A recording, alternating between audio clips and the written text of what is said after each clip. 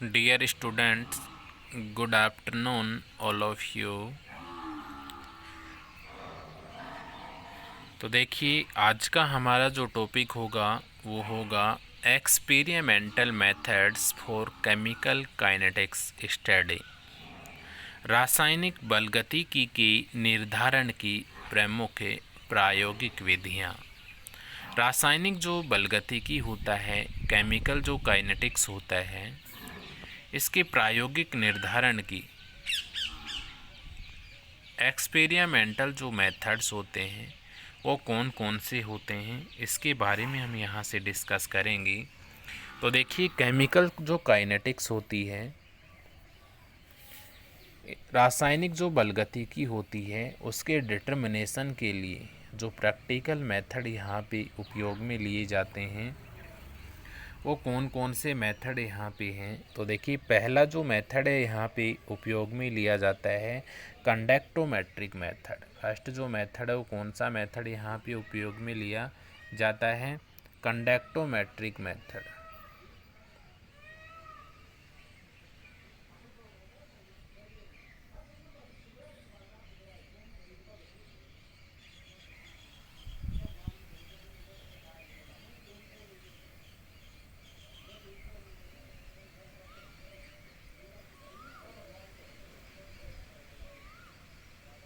First जो method है यहाँ पे कौन सा मेथड उपयोग में लिया जाता है? कंडक्टोमेट्रिक जो मेथड होता है उसका हम यहाँ पे क्या करते हैं? प्रयोग करते हैं। सेकंड जो मेथड होता है कंडक्टोमेट्रिक जो मेथड होता है, इसको हम हिंदी में क्या कहते हैं? चालकत्वमितीय मेथड कहते हैं। कौन सा मेथड कहा जाता है इसको? चालकत्वमितीय मेथड यहाँ पे कंडक्टोमेट्रिक जो मेथड होता है उसको कहा जाता है। दूसरा जो मेथड होता है यहाँ पे पोटेंशियोमेट्रिक मेथड होता है।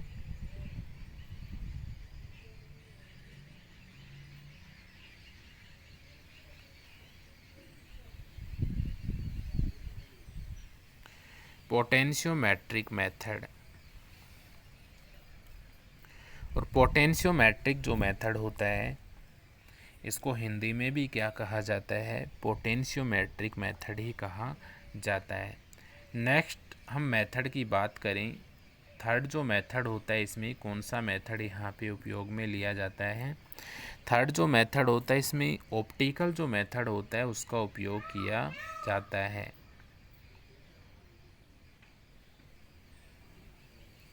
Optical method. थर्ड मेथड यहाँ पे कौन सा उपयोग में लिया जाता है? ऑप्टिकल मेथड का यहाँ पे उपयोग में लिया जाता है। और देखिए ऑप्टिकल जो मेथड होता है ये मेनली दो प्रकार का होता है। ऑप्टिकल मेथड यहाँ पे कितने प्रकार से डिस्कस करेंगे? हम दो प्रकार से यहाँ पे हम डिस्कस करेंगे। ऑप्टिकल मेथड का जो फर्स्ट प्रकार होता है उसको हम बोलते हैं पोलेरोमेट्री। पोलेरोमेट्री मेथड हम इसको बोलते हैं।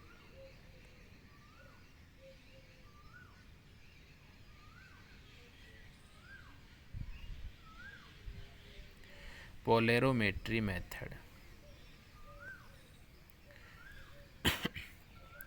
और सेकंड जो मेथड यहाँ पे होता है उसको हम बोलते हैं यहाँ पे spectrophotometric method.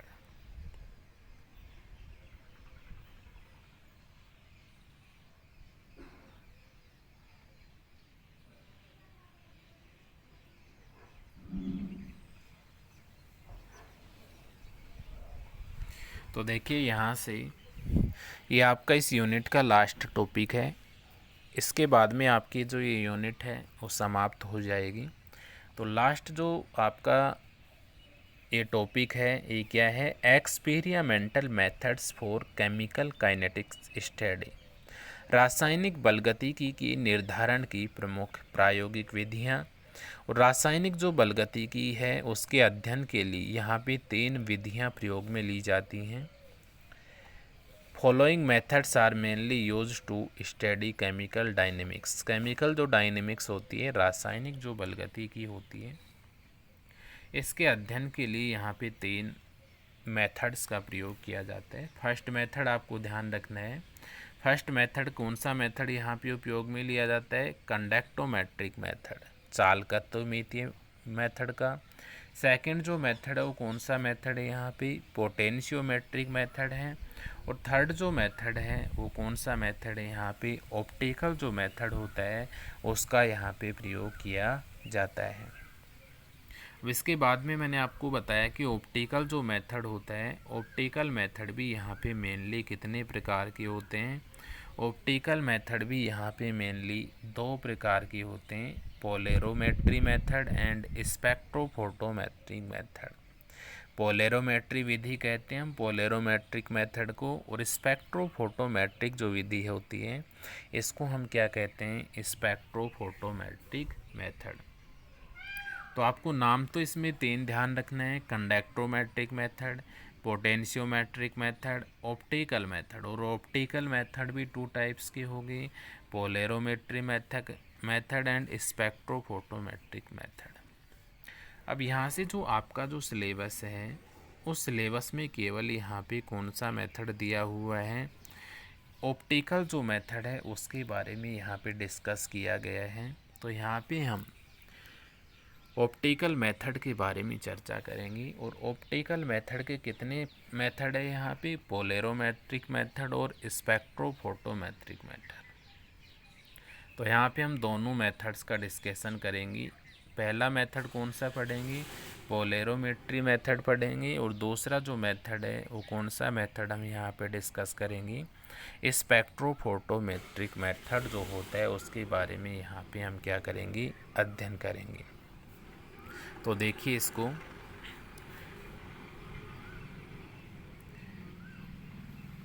Experimental methods for chemical kinetics study, रासायनिक बलगतिकी के निर्धारण की प्रमुख प्रायोगिक विधियाँ। तो मैंने आपको बताया कि रासायनिक जो बलगतिकी है उसकी प्रायोगिक जो विधियाँ हैं वो कौन कौन सी है? The following methods are mainly used to study chemical dynamics.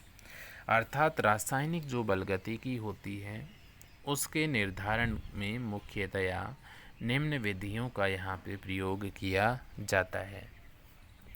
First method मैंने आपको बताया था कौन सा मेथड यहाँ पे उपयोग में लिया जाता है? Conductometric method.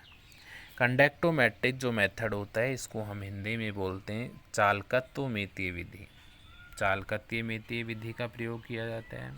सेकंड जो मेथड है यहाँ पे कौन सा मेथड कहलाता है? Potentiometric method. कौन सा मेथड? Potentiometric method. और थर्ड जो मेथड है यहाँ पे, तीसरा जो मेथड है वो कौन सा यहाँ पे उपयोग में लिया जाता है? ऑप्टिकल मेथड का यहाँ पे उपयोग किया जाता है। और यहाँ पे ऑप्टिकल जो मेथड हैं वो भी कितने प्रकार के होते हैं? यहाँ पे दो प्रकार के होते हैं। ऑप्टिकल जो मेथड होते हैं ये मेनली दो प्रकार के होते हैं। फर्स्ट जो टाइप है ऑप्टिकल मेथड का वो कौन सा है? Polarimetric method. और दूसरा जो मेथड है वो कौन सा मेथड है? यहाँ पे स्पेक्ट्रोफोटोमेट्रिक मेथड। अब इसके बाद में मैंने आपको बताया था कि यहाँ पे आपका जो सिलेबस है, आपके सिलेबस में आपको यहाँ पे ध्यान तो कितने मेथड रखने? 3 मेथड्स के नाम ध्यान रखने।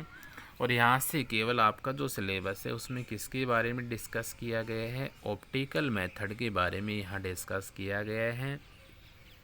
और मैंने आपको बताया ऑप्टिकल जो मेथड है मेनली कितने प्रकार के होते हैं? 2 प्रकार के होते हैं, पोलेरोमेट्रिक मेथड एंड स्पेक्ट्रोफोटोमेट्रिक मेथड। तो यहाँ पे हम ऑप्टिकल जो मेथड्स हैं उनके बारे में यहाँ पे हम डिस्कस करेंगे। तो सबसे पहले हम यहाँ पे लेते हैं कौन सा मेथड, कौन से मेथड के बारे में बात करते हैं? पोलेरोमेट्रिक जो मेथड होता है उसके बारे में हम यहाँ पे जानते हैं। तो देखिए पोलेरोमेट्रिक जो मेथड होता है इसमें आपको ध्यान रखना है कि इसमें जो प्रोग्रेस का मान होता है, रिएक्शन प्रोग्रेस का जो मान होता है उसका जो मापन है पोलेरोमीटर के द्वारा किया जाता है। और किसके सापेक्ष किया जाता है? रोटेशन जो एंगल होता है उसके सापेक्ष यहाँ पे किया जाता है। अर्थात मैं यहाँ से कहूँ कि पोलेरोमेट्रिक जो विधि होती है, पोलेरोमेट्रिक विधि द्वारा अभिक्रिया की जो प्रगति होती है, प्रोग्रेस ऑफ जो रिएक्शन होती है, उसका अध्ययन घूर्णन कोण, रोटेशन जो एंगल होता है उसको मापकर मेजरिंग करके यहाँ पे किया जाता है। तो फर्स्ट बात, पोलेरोमेट्रिक मेथड में आपको ये ध्यान रखनी है कि the progress of a reaction by a polarimeter is study by measuring the rotation angle. Polarimetry विधि द्वारा अभिक्रिया की प्रगति का अध्ययन घूर्णन कोण मापकर किया जाता है। कौन सा कोण मापा जाता है इसमें? रोटेशन जो एंगल होता है, घूर्णन जो कोण होता है, उसका मापन इस विधि के द्वारा किया जाता है। सेकंड बात आपको इसमें ध्यान रखनी है कि पोलेरोमेट्रिक जो मेथड होता है, इसमें जो रिएक्टेंट होता है, अभिकारक जो होता है, उसका जो नेचर होता है वो पोलर प्रकृति का होता है, ध्रुवीय प्रकृति का उसका नेचर यहाँ पे पाया जाता है। तो सेकंड बात में आपको इसमें ध्यान रखना है कि in polarimetric method the reactant is polar of nature, अर्थात पोलेरोमेट्रिक विधि में अभिकारक जो होता है वो ध्रुवीय प्रकृति का होना क्या है? आवश्यक होता है। नंबर थर्ड आपको इसमें क्या ध्यान रखना है कि पोलेरोमेट्रिक जो मेथड होता है, इसमें जो रोटेशन एंगल का जो मान होता है वो चेंज होता है, और जो चेंज हुआ है रोटेशन एंगल के मान में वो किसको दर्शाता है? अभिक्रिया की जो प्रगति होती है, रिएक्शन की जो प्रोग्रेस होती है, उसके मान को ये क्या करता है? दर्शाता है। तो थर्ड बात में आपको इसमें ध्यान रखना है, in polarimetric method the change in the angle of rotation at different intervals show the progress of the reaction, अर्थात जो पोलेरोमेट्रिक विधि होती है, इसमें विभिन्न समय अंतराल जो होते हैं उन पर घूर्णन कोण में हुआ जो परिवर्तन होता है वो अभिक्रिया की प्रगति को क्या करता है? दर्शाता है। तो देखिए इसको आप किस प्रकार से समझ सकते हो। ये फर्स्ट मेथड है आपका, कौन सा मेथड है? Polarimetric method. तो देखिए इसमें मैंने आपको बताया था कि the progress of a reaction by a polarimeter is study by measuring the rotation angle. इसका मीन्स क्या हुआ कि पोलेरोमेट्रिक जो विधि है उसके द्वारा अभिक्रिया की प्रगति का अध्ययन घूर्णन कोण मापकर किया जाता है। In this method the reactant is of polar nature, और पोलेरोमेट्रिक जो विधि होती है, इसमें जो रिएक्टर होता है, क्रियाकारक जो होता है, उसकी जो प्रकृति होती है वो कैसी प्रकृति होती है? वो कैसी प्रकृति का होता है? नेचर में पोलर प्रकृति का होता है, अर्थात अभिकारक यहाँ पे ध्रुवीय प्रकृति का होना आवश्यक होता है। थर्ड आप में इसमें क्या ध्यान रखना है? इन दी पोलेरोमेट्रिक method the change in the angle of rotation at different intervals show the progress of the reaction। इसका मतलब ये क्या हुआ यहाँ पे कि इस विधि में विभिन्न समय अंतरालों पर घूर्णन कोण में हुआ जो परिवर्तन है वो अभिक्रिया की प्रगति को यहाँ क्या करता है? दर्शाता है। अब देखिए पोलेरोमेट्रिक जो मेथड है, इसको हम एक डायग्राम के माध्यम से समझने का कोशिश करते हैं। तो पोलेरोमेट्रिक जो मेथड होता है, इसके कितने पार्ट्स होते हैं? तो देखिए सबसे पहले जो पोलेरोमेट्रिक मेथड होता है, इसका जो फर्स्ट भाग होता है वो होता है लाइट सोर्स। क्या होता है इसका फर्स्ट भाग? फर्स्ट भाग जो होता है इसका वो होता है लाइट सोर्स। इस प्रकार से इसमें एक प्रकाश स्रोत होता है।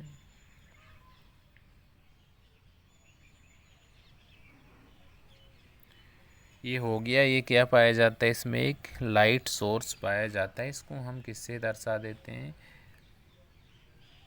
इस प्रकार से इसको दोबारा से बना लेते हैं हम।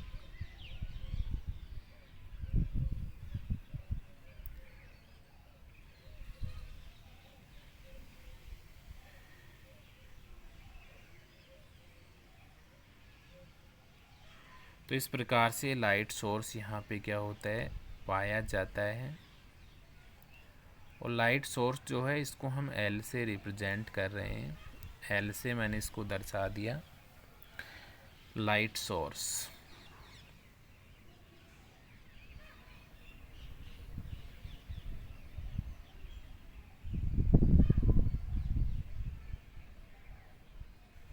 लाइट सोर्स हो गया।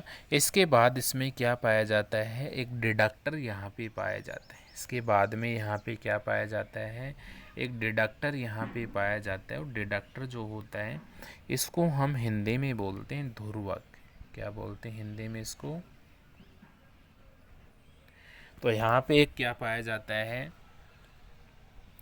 एक डिडक्टर पाया जाता है। इसका थोड़ा सा साइज छोटा कर लेते हैं क्योंकि डायग्राम थोड़ा सा बड़ा है, आएगा नहीं।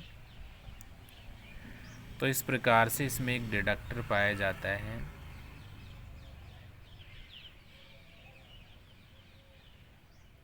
डिडक्टर, इसको हम बोलते हैं ध्रुवक।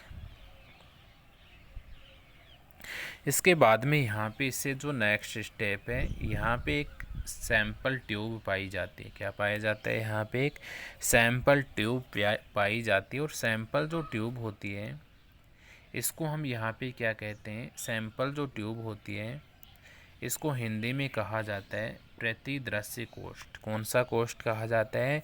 प्रतिदृश्य कोष्ठ। तो इसको मैं एस से दर्शा देता हूँ, ध्रुवक को यहाँ पे पी से दर्शा देता हूँ, और एस से यहाँ पे क्या है, सैंपल ट्यूब।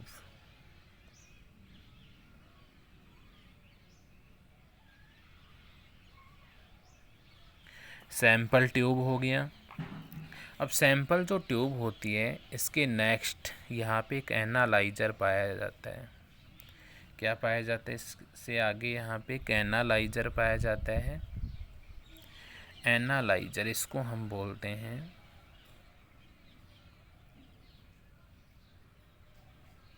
एनालाइजर। और एनालाइजर जो होता है इसको हिंदी में हम बोलते हैं विश्लेषक। क्या बोलते हैं?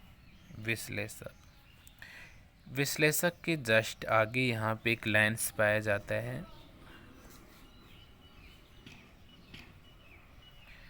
क्या पाया जाता है? यहाँ पे विश्लेषक के आगे ये लेंस पाया जाता है। यहाँ पे इसको हम बोलते हैं लेंस, LANC। और लेंस जो होता है इसके आगे यहाँ पे हमारा जो नेत्र होता है वो पाया जाता है।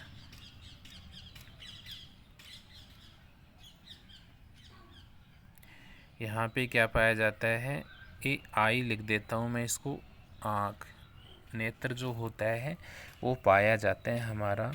और ये जो डायग्राम है इसको हम क्या कहते हैं, ध्रुवणमापी कहा जाता है। इसको पोलेरोमेट्रिक लिख दो या पोलेरोमेट्रिक यहाँ पे इसको हम बोलते हैं। तो यहाँ पे हम क्या रिटर्न करेंगे, इसके स्थान पे कौन सा मेथड है ये,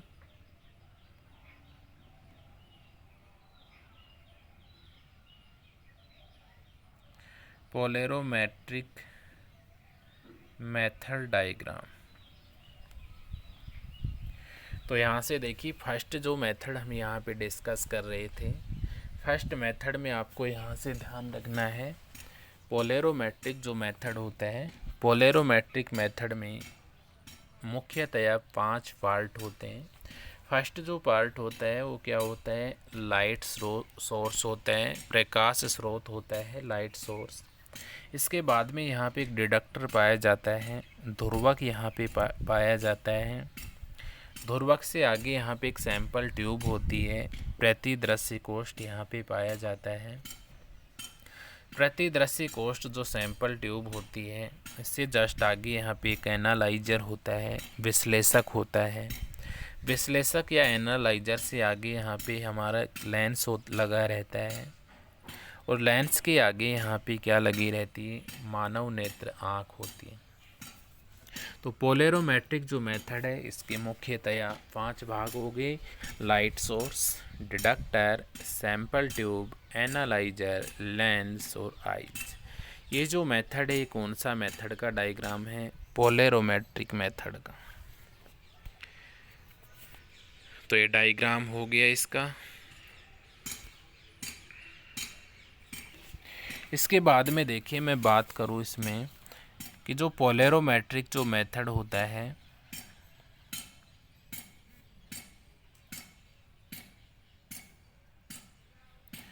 पोलेरो जो मैट्रिक मेथड होता है, इसको समझने के लिए हम देखिए एक एग्जांपल लेते हैं।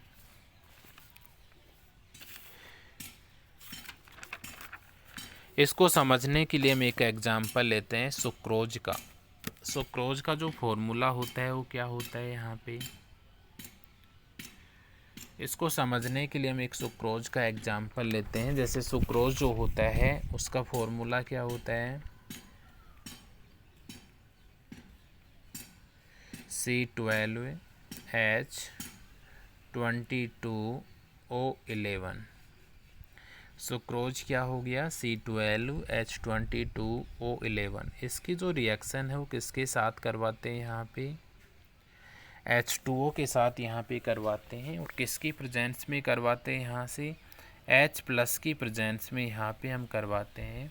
तो जैसे ही सुक्रोज की रिएक्शन H2O के साथ H+ की प्रेजेंस में करवाते हैं तो यहाँ से हमें एक तो ग्लूकोज प्राप्त होता है और एक फ्रक्टोज यहाँ से हमें क्या होता है, प्राप्त होता है। C6H12O6 plus C6H12O6। तो यहाँ से ये तो क्या है, ग्लूकोज कहलाता है। ये तो क्या है, यहाँ पे ग्लूकोज है। और ये यहाँ पे क्या है, फ्रक्टोज है।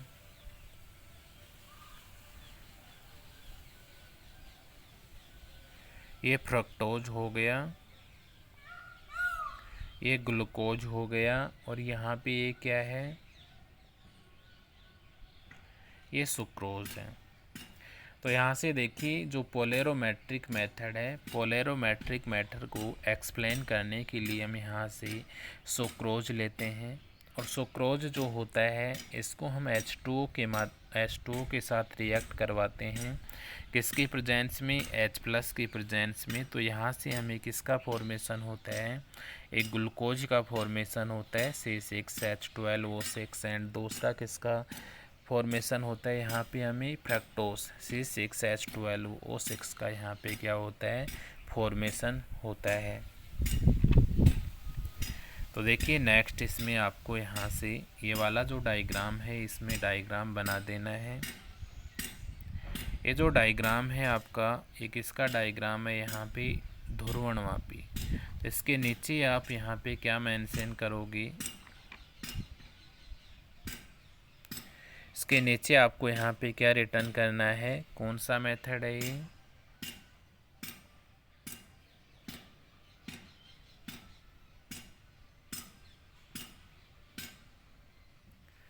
Polarimetric method.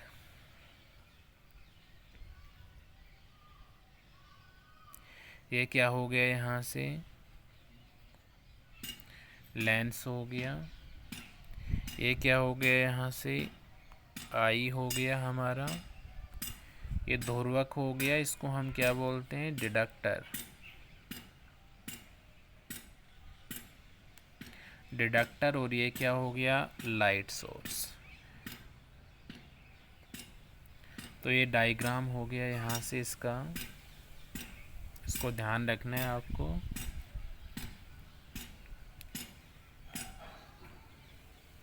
डिडक्टर।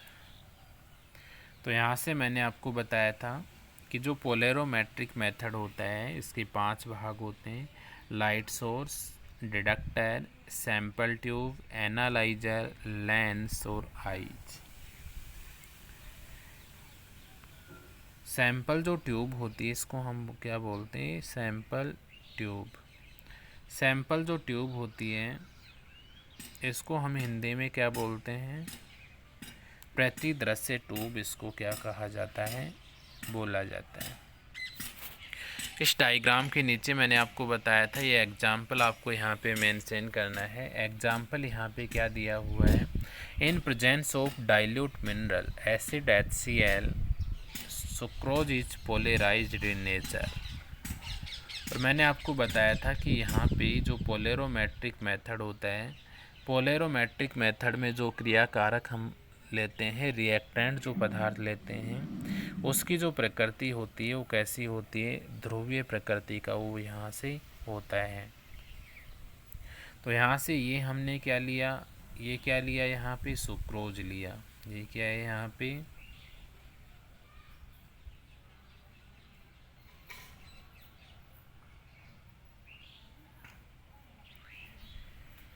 ये सुक्रोज है। सुक्रोज से यहाँ पे किसका फॉर्मेशन हो रहा है, C6H12O6। ये ग्लूकोज का फॉर्मेशन हो रहा है, ग्लूकोज का फॉर्मेशन हो रहा है। और ये यहाँ से किसका फॉर्मेशन हो रहा है, फ्रक्टोज का, फ्रक्टोज। और यहाँ से जो ये तीर का सिंबल है, इस तीर के सिंबल के ऊपर यहाँ पे क्या रिप्रेजेंट करोगे आप, मैंने बताया था आपको, ये किसके प्रेजेंस में यहाँ पे संपन्न होता है, H+ के प्रेजेंस में। तो यहाँ से आपको ध्यान रखना है, पोलेरोमेट्रिक जो मेथड होता है, पोलेरोमेट्रिक मेथड में रिएक्टेंट जो मॉलिक्यूल हम लेते हैं वो पोलर प्रकृति का होता है। उसकी जो प्रकृति होती है वो ध्रुवीय प्रकृति की लेते हैं। तो यहाँ से हम इस विधि को एक्सप्लेन करने के लिए एक सुक्रोज लेते हैं। और सुक्रोज जो होता है उसका जो नेचर होता है वो कैसा होता है, पोलराइज्ड होता है। अर्थात सुक्रोज जो होता है वो ध्रुवीय प्रकृति का होता है नेचर में। और सुक्रोज की जो रिएक्शन है यहाँ पे H2O के साथ यहाँ पे करवाई जा रही है, और किसकी प्रेजेंस में, यहाँ पे H+ की प्रेजेंस में। तो यहाँ से हमें किस किस का फॉर्मेशन हो रहा है, C6H12O6 प्लस C6H12O6 ग्लूकोज और फ्रक्टोज का यहाँ पे क्या हो रहा है, हमें फॉर्मेशन यहाँ पे हो रहा है। तो देखिए जो मेथड है, ये मेथड क्या कहता है यहाँ पे,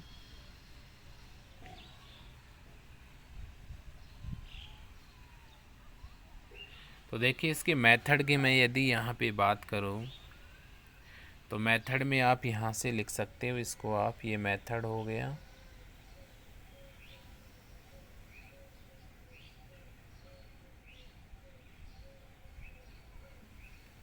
मेथड, तो पोलेरोमेट्रिक जो मेथड, इसमें आप क्या बताओगे, इसमें एग्जाम्पल के रूप में हम यहाँ पे सुक्रोज ले रहे हैं। सुक्रोज ध्रुवीय प्रकृति का होता है, जिससे ग्लूकोज और फ्रक्टोज का क्या करता है, निर्माण करता है। As the above reaction continuous in the solution, the value of the rotation angle changes.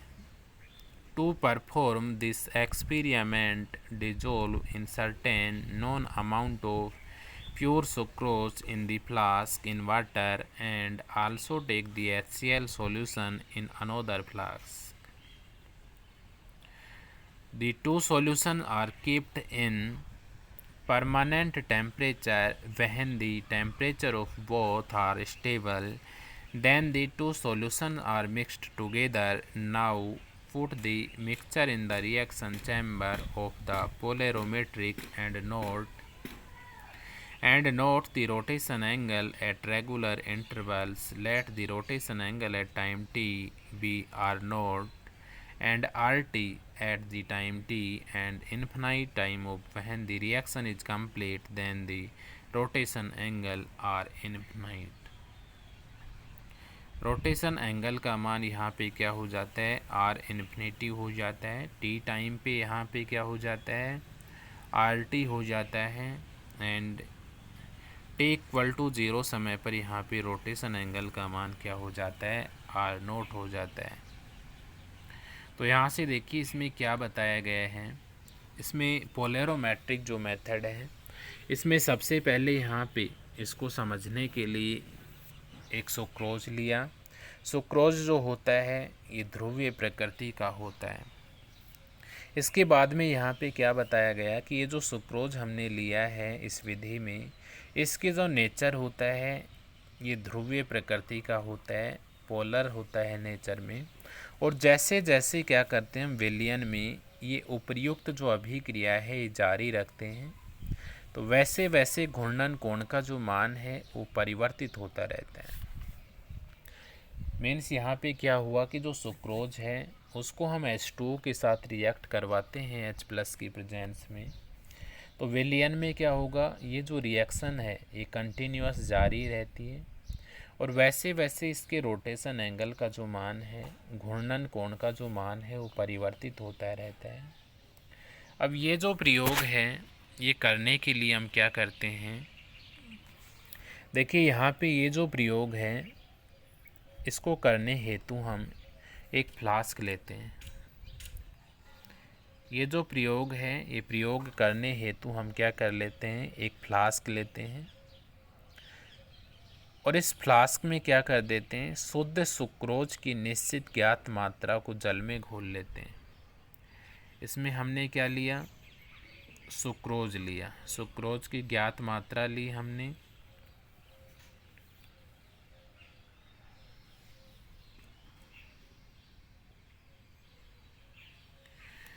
एक फ्लास्क लिया,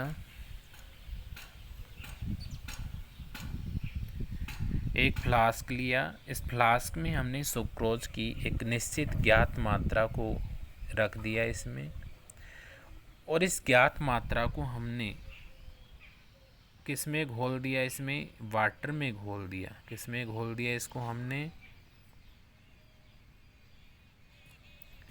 वाटर में घोल दिया इसको।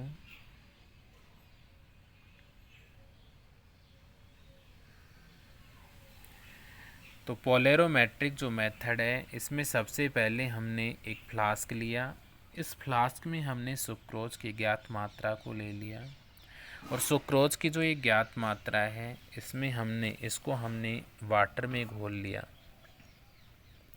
अब इसके बाद में हम एक दूसरा फ्लास्क लेते हैं। इस प्रकार से दूसरा फ्लास्क हम यहाँ पे ले रहे हैं, एक फ्लास्क ये ले लिया हमने, ये क्या है, दूसरा फ्लास्क ले लिया और दूसरा जो ये फ्लास्क लिया है हमने, इस फ्लास्क में HCl को भर लेते हैं। किसको भर लेते हैं, इसमें HCl को यहाँ पे हम इसमें भर लेते हैं। तो पोलेरोमेट्रिक जो मेथड है इसको समझने के लिए हम सबसे पहले एक फ्लास्क लेते हैं, उस फ्लास्क में सुक्रोज की ज्ञात मात्रा को हम यहाँ पे वाटर में डिजोल्व कर लेते हैं। नेक्स्ट उसके बाद में हम यहाँ से एक फ्लास्क, दूसरा फ्लास्क लेते हैं और इस दूसरे फ्लास्क में हम यहाँ पे HCl को भर लेते हैं। अब इसके बाद हम क्या करते हैं, जो दोनों फ्लास्क हैं इन दोनों फ्लास्कों को कुछ समय के लिए हम इनको रख देते हैं और इन दोनों फ्लास्कों को तब तक हम यहाँ पे रख देते हैं जब इनके जो टेम्परेचर का मान है वो दोनों का इक्वल हो जाए। और टेम्परेचर का मान यहाँ पे इन दोनों फ्लास्कों को, या दोनों फ्लास्क अलग अलग हैं, वन फ्लास्क में यहाँ पे सुक्रोज और वाटर है, सेकंड फ्लास्क में यहाँ पे HCl लिया हुआ है। कुछ टाइम के लिए इनको, कुछ समय के लिए इनको क्या कर देते हैं, ऐसे ही छोड़ देते हैं, अलग अलग रहने देते हैं।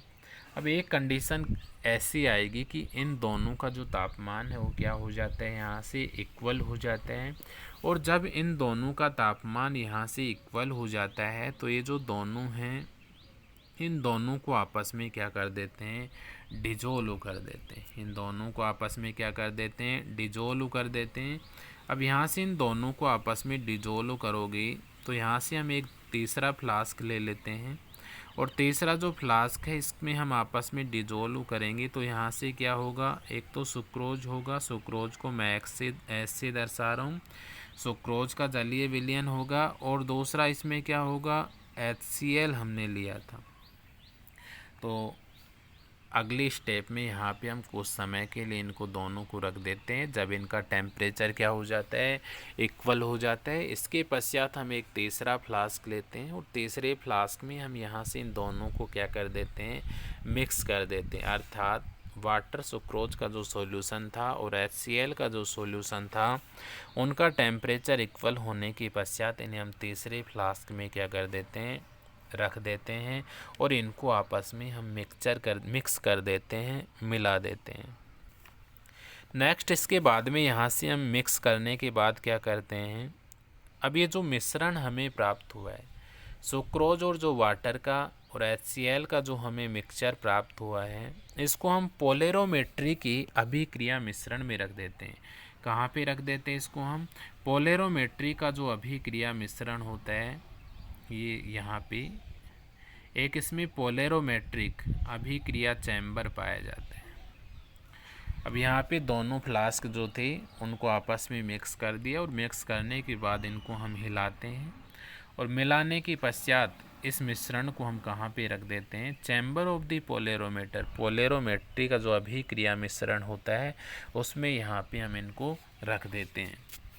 और इसके बाद हम क्या करते हैं, यहाँ से नियमित समय अंतराल जो होता है, नियमित समय अंतराल पर घूर्णन कोण का मान हम यहाँ पे नोट कर लेते हैं।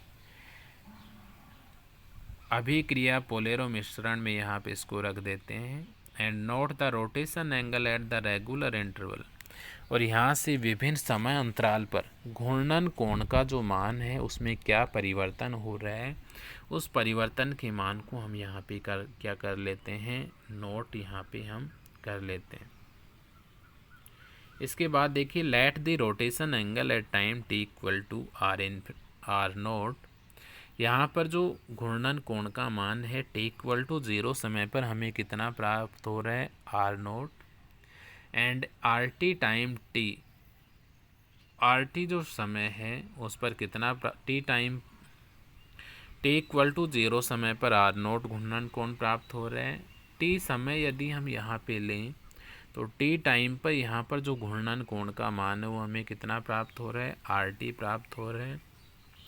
और इनफाइनाइट टाइम पर अर्थात अनंत जो समय है, इनफाइनाइट अनंत जो समय है, अनंत समय पर क्या होगा, जब जो रिएक्शन है वो रिएक्शन कम्प्लीटली क्या हो जाती है, समाप्त हो जाती है, तो वहाँ से जो घूर्णन कोण का जो मान है, रोटेशन एंगल का जो मान है वो यहाँ से क्या हो जाता है, आर इन्फिनिटी, यहाँ से उसका जो मान है वो हो जाता है। तो यहाँ से हम क्या कह सकते हैं, टी इक्वल टू 0 समय पर, टी इक्वल टू 0 समय पर रोटेशन कोण का जो मान है, घूर्णन कोण का जो मान है वो क्या रहता है, आर नोट रहता है। टी समय पर, t time equal to t ले लेता हूँ मैं, तो रोटेशन कोण का मान यहाँ से क्या हो जाता है, आर टी यहाँ पे हो जाता है। टी इक्वल टू 0 समय पर घूर्णन कोण का मान r nought, t equal to t समय पर घूर्णन कोण का मान आर टी। एंड टी का मान यदि मैं इन्फिनिटिव ले रहा हूँ तो यहाँ पर घूर्णन कोण का जो मान है वो क्या हो जाता है, आर इन्फिनिटिव यहाँ पे हो जाता है। तो यहाँ से हमें 3 कंडीशन प्राप्त हुई, 3 कंडीशन हमें यहाँ से प्राप्त हुई। फर्स्ट जो कंडीशन है उस पे टी इक्वल टू 0 समय, और टी इक्वल टू 0 समय पर हमने घूर्णन कोण रोटेशन एंगल का मान यहाँ से कैलकुलेट किया तो कितना प्राप्त हुआ, आर नोट हमें प्राप्त हुआ। T equal to t time हमने लिया तो रोटेशन जो एंगल था वो क्या प्राप्त हुआ, हमें आर टी प्राप्त हुआ। एंड टी इक्वल टू हम यहाँ पे क्या ले रहे हैं, इनफाइनाइट ले रहे हैं, टी इक्वल टू यहाँ पे हम इनफाइनाइट ले रहे हैं, अर्थात जब जो अभिक्रिया है वो पूर्णतया क्या हो जाती है, समाप्त हो जाती है।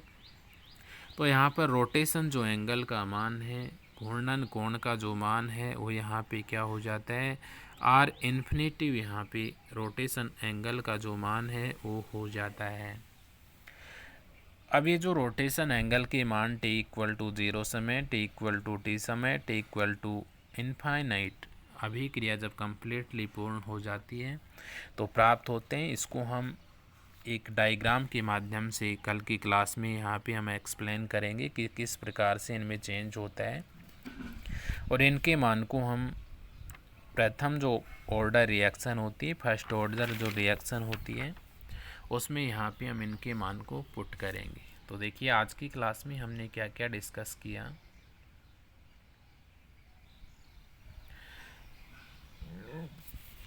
सबसे पहले मैंने आपको बताया कि experimental methods for chemical kinetics study, रासायनिक जो बल गतिकी है उसके अध्ययन की प्रमुख प्रायोगिक विधियाँ, ये बताया मैंने आपको 3 होती हैं और 3 में से तीसरी जो है आपके सिलेबस में है, तो इसके बारे में हम अध्ययन करेंगे। नेक्स्ट इसके बाद मैंने आपको बताया कि पोलेरोमेट्रिक जो मेथड होता है ये क्या होता है, कौन से क्रियाकारक रिएक्टेंट जो मॉलिक्यूल होते हैं वो इसमें भाग लेते हैं। इसके बाद में इसके डायग्राम के बारे में हमने डिस्कस किया कि पोलेरोमेट्रिक जो मेथड होता है इसमें कौन कौन से पार्ट यहाँ पे पाए जाते हैं। नेक्स्ट इसमें हमने इसका एग्जाम्पल लिया कि पोलेरोमेट्रिक जो मेथड होता है इसको हम कौन से एग्जाम्पल के द्वारा यहाँ से समझ सकते हैं। नेक्स्ट यहाँ पे ये डायग्राम हो गया, एग्जाम्पल हो गया। इसके बाद में हमने इसके मेथड की बात की कि जो पोलेरोमेट्रिक जो मेथड होता है वो किस प्रकार से कार्य करता है, इसकी क्रिया विधि क्या होती है, इसके बारे में हमने अध्ययन किया। और जो पोलेरोमेट्रिक जो मेथड होता है इसकी जो क्रिया विधि है इसको हमने इस डायग्राम के माध्यम से एक्सप्लेन किया। सबसे पहले हमने 2 अलग अलग फ्लास्क लिए। फर्स्ट फ्लास्क में हमने सुक्रोज लिया, शुद्ध सुक्रोज, इसको वाटर में डिजोल्व कर लिया। सेकंड फ्लास्क में हमने HCl को लिया, इनको कुछ समय के लिए रख दिया। टेम्परेचर का मान यहाँ पे इक्वल हो जाता है दोनों का, तो इनको एक तीसरा फ्लास्क लेते हैं और इसमें इनको मिक्सचर कर देते हैं। इसके पश्चात इनको हमने कहाँ पे रखा था, इनको हमने यहाँ पे रख दिया पोलेरोमेट्रिक जो अभिक्रिया चैम्बर होता है उसमें रख दिया। इसके बाद यहाँ से रोटेशन जो एंगल है उनका मान यहाँ पे कैलकुलेट किया। T=0 समय पर R0, T=T समय पर RT और T=∞, अर्थात जब अभिक्रिया पूर्ण हो जाती है तो घूर्णन कोण का मान R∞ हो जाता है। इसके बारे में हमने यहाँ पे चर्चा की। तो ये था आपका पोलेरोमेट्रिक अभिक्रिया मेथड। तो यहाँ पे जब आप इसको रिटर्न करोगे तो इसको रिटर्न करते टाइम आपको किस प्रकार से रिटर्न करना है। सबसे पहले ये वाला जो पेज आपको दिखाई दे रहा है, ये वाला पेज इसमें आपको रिटर्न कर देना है। ये पेज रिटर्न करने के पश्चात नेक्स्ट आपको पोलेरोमेट्रिक जो मेथड है, ये वाला जो पेज है ये आपको इसमें रिटर्न करना है। ये वाला आपको इसमें रिटर्न नहीं करना है। ये डायग्राम आपको इसमें रिटर्न नहीं करना है। नेक्स्ट इसके बाद में ये वाला जो एग्जाम्पल है ये आपको इसमें रिटर्न नहीं करना है, क्योंकि मैंने समझाने के लिए आपको बताया है। इसके पश्चात आपको यहाँ से ये वाला जो डायग्राम है ये रिटर्न कर देना है। ये डायग्राम आपको इसमें बनाना है। 2 पेज जो थ्योरी के रिटर्न करोगे, इसके पश्चात ये एग्जाम्पल आपको इसमें रिटर्न करना है। नेक्स्ट आपको ये वाला पेज भी रिटर्न करना है। सुक्रोज का एग्जाम्पल लिया हमने, ग्लूकोज और फ्रक्टोज का फॉर्मेशन हुआ, रिटर्न करना है ये पेज। नेक्स्ट आपको ये वाला पेज रिटर्न करना है और नेक्स्ट आपको ये वाला पेज भी रिटर्न करना है इसमें। और लास्ट में ये जो पेज है ये आपको इसमें क्या कर देना है, रिटर्न कर देना है। तो इस पेज तक आपको यहाँ पे आज की क्लास के लिए रिटर्न करना है। नेक्स्ट क्लास में हम इससे आगे का जो इसका रिमेनिंग पार्ट है उसके बारे में डिस्कस करेंगे। तो आज की क्लास के लिए इतना ही। ये वाला जो है ये आपको इसमें रिटर्न नहीं करना है। ये केवल मैंने आपको समझाने के लिए ये डायग्राम आपको बनाया है कि इसका जो मेथड होता है वो किस प्रकार से कार्य करता है। और अगर आप बनाना चाहो तो बना भी सकते हो इसको। ये आपको समझने में आसानी रहे इस वजह से मैंने आपको इसको मेथड को इसके माध्यम से एक्सप्लेन किया था। तो यहाँ तक आप इसको नोट कीजिएगा। कल की क्लास में हम इसका रिमेनिंग जो पार्ट है वो कवर करते हैं। तो आज की क्लास के लिए इतना ही। Thanks to all of you.